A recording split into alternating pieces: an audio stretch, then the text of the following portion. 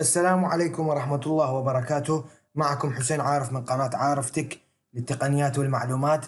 طبعا في هذا الفيديو راح نتكلم عن كيفية شراء بطاقات ال PSN والإكس بوكس لايف وبطاقات الأبل جيفت عن طريق المواقع الإلكترونية. طبعا كثير من الأسئلة وردتني حول أنه بطاقات الماستر كارد والفيزا الكارد الصادرة من البنوك العراقية ما تدعم الحسابات الأمريكية.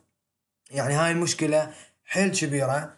فأحسن طريقة إنك تشتري بطاقة PSN أو إكس بوكس لايف أو بطاقات أبل أو بطاقات جوجل بلاي هو عن طريق موقع أمازون.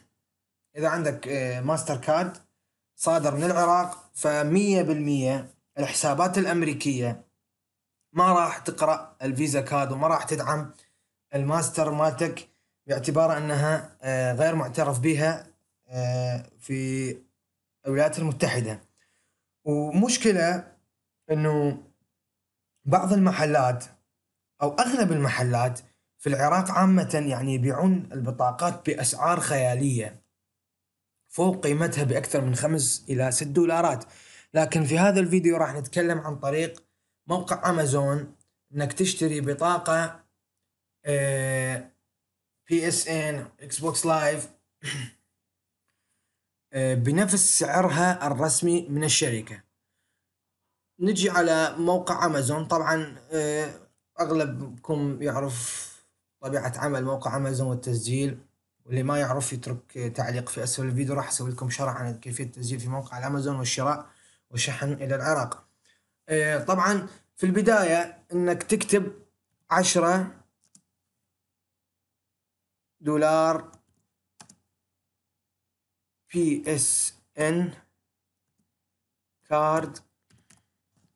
انتبه على هذه الفقرة، الديجيتال كود لازم يصير ديجيتال كود. اذا ما كتب وياك ديجيتال كود فهذا راح يوصل لك البطاقة على شكل كوبونة وراح يتأخر وراح يجي فوقها فلوس نقل وشحن الى اخره. لكن الديجيتال كود من تشتري راح يوصل لك الكود على ايميلك اللي انت مسجل بيه على موقع الامازون. فلاحظ انه سعر بطاقة البلاي ستيشن 10 دولار 9 دولارات 99 سنت، يعني 10 دولار بنفس سعرها الرسمي. وكذلك عندك بطاقة ال20 دولار أيضا بنفس السعر. وهذه طبعا غير مواقع يبيعون البطاقات إلى آخره.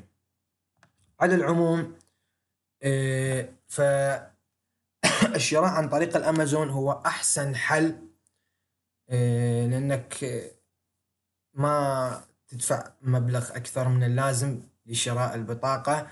طبعا هذا شرحنا اليوم، شرح بسيط، أتمنى يعجبكم. لا تنسوا الاشتراك بقناتي على اليوتيوب والإعجاب بالفيديوهات، ولا تنسوا المسابقة على موقع الانستغرام على صفحتي على الانستغرام، مسابقة جيف أواي على بطاقات 10 دولار PSN وإكس بوكس. الشروط موجودة في الصورة، وهذا حسابي على الانستغرام. أتمنى الفيديو يعجبكم. تقبلوا تحياتي، حسين عارف من قناة عارف دوت تك. إلى اللقاء مع فيديوهات أخرى إن شاء الله.